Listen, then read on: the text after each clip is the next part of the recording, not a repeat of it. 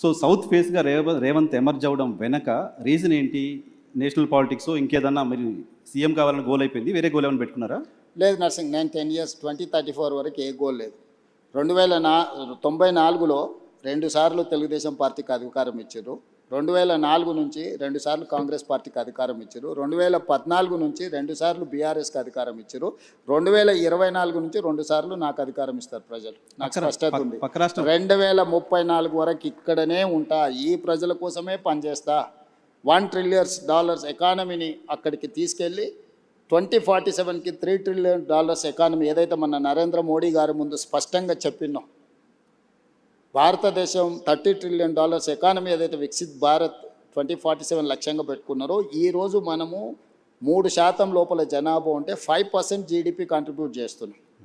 రేపు ఇదే జనాభా 10% జీడిపిని దేశానికి కంట్రిబ్యూట్ చేసే ప్రణాళికలు, దానికి రోడ్ మ్యాప్, దానికి భవిష్యత్ ఏ రకమైన విధానాలు తీసుకోవాలనో 2034 వరకు ఇక్కడనే క్షేత్రస్థాయిలో ఉండి ఈ పనులు చేస్తాను. సార్ అది నమ్మకమా? 10 ఏళ్ళు ఇస్తారులే నమ్మకం? పక్క రాష్ట్రం ఆంధ్రప్రదేశ్లో 5 ఏళ్ళకి ప్రభుత్వం మారింది, డిఎంకే ప్రభుత్వం తమిళనాడులో కూడా 5 ఏళ్ళకి మారింది.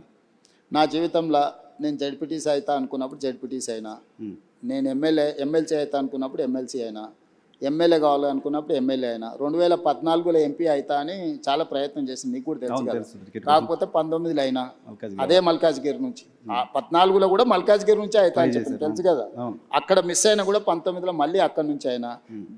జిల్లా పరిషత్ మెంబర్ ఉన్నప్పుడే తెలంగాణ వస్తే తెలంగాణకు ముఖ్యమంత్రి అవుతా అని చెప్పినావునా? చెప్పారు, నీతో చెప్పిన కదా, నీకు గుర్తుంది కదా. ఆ రోజు చెప్పిన, ఆ రోజు రాజశేఖర రెడ్డి గారు, చంద్రబాబు నాయుడు గారి నాయకత్వం ముందు తెలంగాణ ఎక్కడి నుంచి వస్తుందా, పిచ్చి భ్రమలని మాట్లాడిన వాళ్ళు కూడా ఉండు కదా. వచ్చింది కదా, వచ్చిన తెలంగాణకు ముఖ్యమంత్రి అయినా కదా. ఈ రోజు కూడా నేను చెప్తున్నా, 34 వరకు నేనే ఉంటా. Confidence sir? నేను ఈరోజు నీ ముందర చెప్పిపోతున్నా, నువ్వు దాచిపెట్టుకో.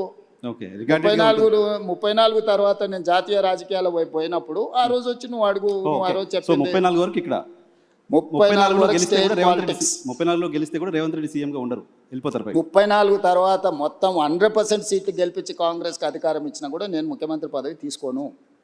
నేను తర్వాతి తరానికి బదిలీ. చాలా పెద్ద స్టేట్మెంట్ ఇస్తున్నారు సార్. పెద్ద స్టేట్మెంట్ నీకు చెప్తున్నా, అందుకే నీకు చెప్పాలని నీకు చెప్తున్నా.